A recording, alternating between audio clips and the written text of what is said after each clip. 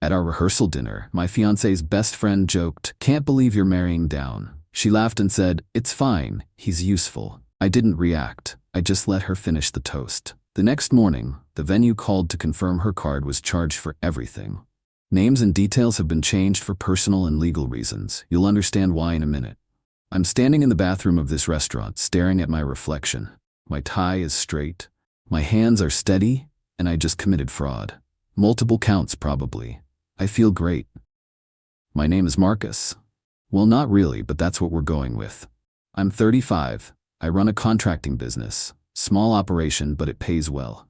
My fiancée, let's call her Vanessa, works in finance. Makes more than me. Never let me forget it either. We've been together 4 years, engaged for 1. The wedding was supposed to be tomorrow. Was, past tense. Because about 20 minutes ago I canceled everything. The venue, the catering, the flowers, the band, all of it. Used my position as the primary contact to pull the plug on $32,000 worth of contracts. And here's the best part. It was all supposed to go on her credit card. Yeah, I know. That's fraud. I switched the payment information about 2 months ago when I became the point person for vendor communications. Changed her card to mine in the systems. She never checked because she trusted me to handle the logistics while she focused on the fun stuff, like dress fittings and cake tastings. Was it legal? Absolutely not. Was it smart? Debatable. Do I care right now? Not even a little bit. Let me back up. The rehearsal dinner started 3 hours ago. Everything was fine. Good food, open bar, people having a nice time. My family was there. Her family, the wedding party, about 40 people total. I paid for the dinner. That was the arrangement. She wanted the expensive venue and photographer. I could handle the rehearsal. Then came the toasts. My best man went first. Standard stuff. Funny story about college, some advice, wrap it up. Everyone clapped. Then Vanessa's maid of honor stood up. Lauren, her best friend since college. Trust fund kid. Drives a car worth more than most people's houses. Never liked me. Made sure I knew it. She grabbed the microphone with this smirk that I'd seen 100 times before. Started off normal. Talked about meeting Vanessa in college, some story about spring break. Then she turned to me. "And Marcus," she said, drawing it out. "Can't believe you're actually marrying down, Ness." We all had bets on how long this would last. The room went dead silent. I watched my mom's face go pale. My dad put his hand on her arm. But Vanessa? She was smiling, not uncomfortable, not embarrassed, smiling. Lauren kept going. "But I get it, I really do. He's useful. Need your sink fixed? Marcus. Furniture moved? Marcus. It's like having a handyman on speed dial." Some of her friends laughed, actually laughed. I looked at Vanessa again, waiting for her to say something, to shut this down, to defend me even a little bit. Instead, she raised her glass. "It's fine," Vanessa said, loud enough for everyone to hear. "He's useful." She clinked her glass against Lauren's. They both laughed. The table of bridesmaids joined in. It wasn't a moment, it wasn't a slip, it was a choice. She chose that. In front of my parents, in front of everyone. I didn't yell, didn't stand up, didn't make a scene. I just smiled and nodded like it was all part of the fun. Let Lauren finish her toast. Let everyone move on to the next speech. Then I excused myself to the bathroom. That's where the plan formed. Well, less of a plan and more of a realization. I'd been handling all the vendor communications for weeks. Vanessa was too busy to deal with contracts and confirmations. So I became the point of contact. And when the venue needed a card on file for the final payment 2 months ago, I gave them mine instead of hers. At the time, I told myself it was easier. One point of contact, less confusion. Looking back, I think part of me knew this was coming. Not consciously, but somewhere deep down, I was preparing an exit. I pulled out my phone and opened my email. Started pulling up vendor confirmations. The venue had my card, so the caterer, the florist, the band, the photographer, everything. I did a quick mental calculation. $32,000, give or take, all set to charge my card over the next week as final payments came due. Here's where it gets fun. I called the venue first. They have a coordinator on call for emergencies. A woman answered after 3 rings. "This is Marcus Chen calling about the Wilson Chen wedding tomorrow." "Yes, Mr. Chen. How can I help? I need to cancel the event." Pause. "Sir, the wedding is in less than 24 hours. Our cancellation policy clearly states, I don't want a refund. I know everything is non-refundable. I just need the event canceled. Longer pause. I could hear her typing. Mr. Chen, I need to verify some information. You're listed as the primary contact and the card on file is yours. Is that correct? That's correct. And you're requesting to cancel the event entirely? Yes. Sir, I have to ask, is everything okay? Is there something we can help with? Everything's fine, I said, my voice calm. I just need it canceled. More typing. Okay, I can process that, but I want to be clear. All deposits and payments are forfeited. We're talking about $12,000 for the venue alone. I understand. And you're certain? Completely. She took my information, verified my identity. 5 minutes later, it was done. The venue was canceled. No refund, no questions asked. Because as far as they were concerned, I was the one who booked it. My name, my card, my decision. I hung up and immediately dialed the caterer. Same conversation, same result. They were confused but compliant. The contract was in my name. The card was mine. I had the authority to cancel. $8,000 gone. Next was the florist. $3,000. Then the band. $4,000.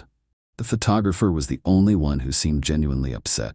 She'd been excited about shooting at that specific venue. I almost felt bad. Almost. $2,500 gone. By the time I finished, I'd canceled everything. Every single vendor. $32,000 in non-refundable payments, all charged to my card over the next week. Money I'd never see again. But here's the thing. It was worth it. Every penny. I splashed water on my face and walked back to the dinner. The party was still going. People were drinking, laughing. Vanessa was holding court with Lauren and the bridesmaids. She didn't even notice I'd been gone for 30 minutes. I sat back down. My brother leaned over. You good? Never better, I said. He gave me a look but didn't push. I stayed for another hour, made conversation, smiled when people congratulated me. When the check came for the dinner, I paid it without blinking. $3,000. What's 3 more when you've already burned 32? Around 10, people started leaving. Vanessa came over, a little tipsy, and kissed my cheek. See you tomorrow, husband. She was staying at a hotel with the bridesmaids tonight. Tradition. See you tomorrow, I said. She left with Lauren. I helped my parents to their car. My mom hugged me tight. Are you sure about this? She whispered. She knew. Somehow she knew. I'm sure, I said. I drove home. My house. My name on the deed. Bought it 3 years ago before we even got engaged. I sat on the couch with a beer and waited for morning. The calls started at 7. I watched my phone light up. Vanessa. Then Lauren. Then Vanessa again. 5 calls in 10 minutes. Then the texts started flooding in.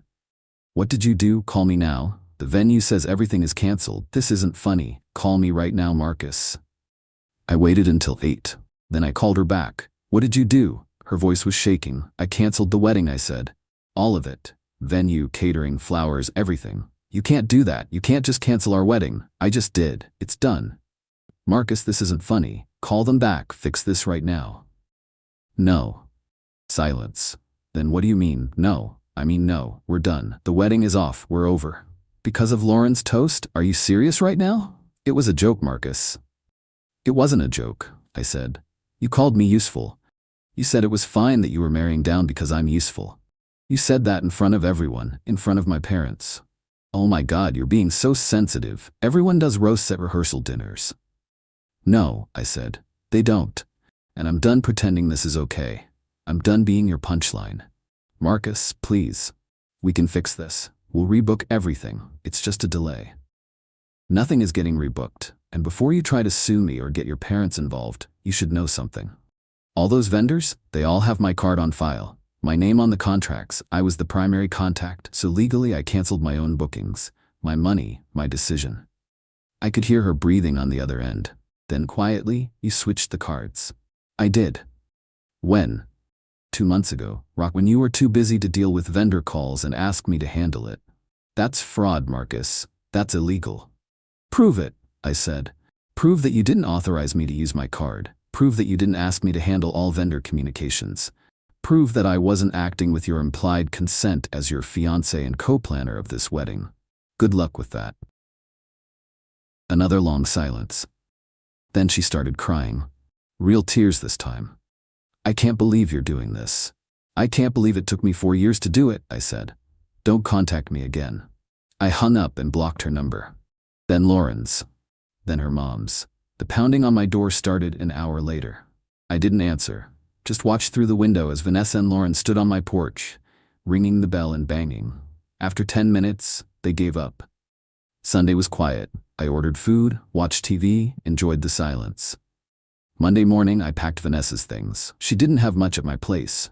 Most of her stuff was still at her apartment downtown. I filled 4 boxes with her clothes and toiletries, left them by the door.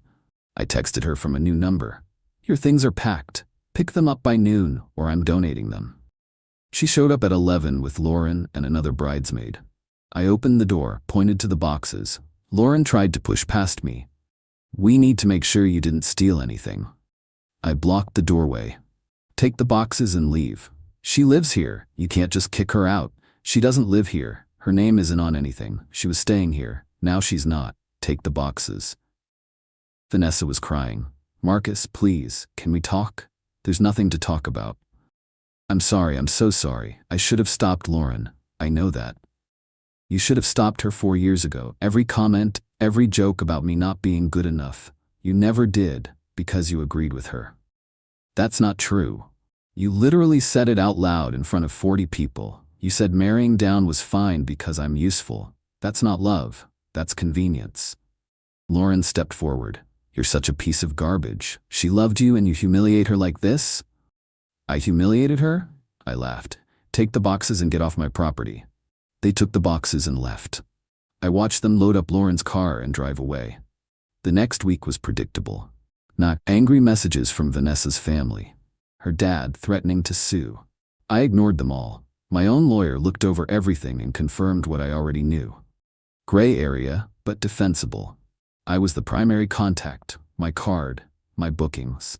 Proving I acted fraudulently would require them to show I had criminal intent to deceive, which would be nearly impossible to establish. The verbal agreement that her card would be used? That's a he said she said civil matter at best, and not worth pursuing for any lawyer. 2 weeks later, I got a letter from her attorney, threatening a lawsuit. My lawyer sent back a response outlining the facts.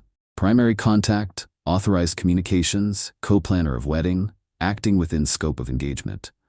The threats stopped after that. A month later, I ran into one of Vanessa's co-workers. She told me word had gotten around about the rehearsal dinner toast. Apparently Lauren had been bragging about it, and it didn't go over well at their office.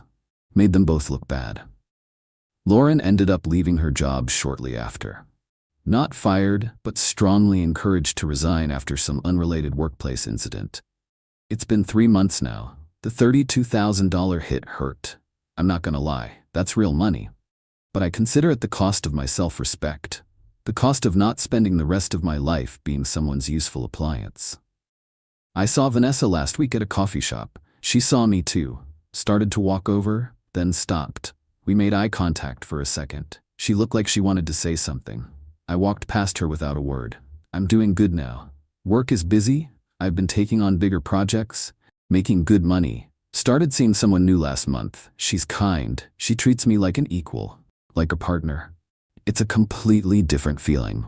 The house is quiet. My dog is asleep at my feet. And for the first time in 4 years, I don't feel like I'm waiting for the other shoe to drop. I blocked her number and never looked back.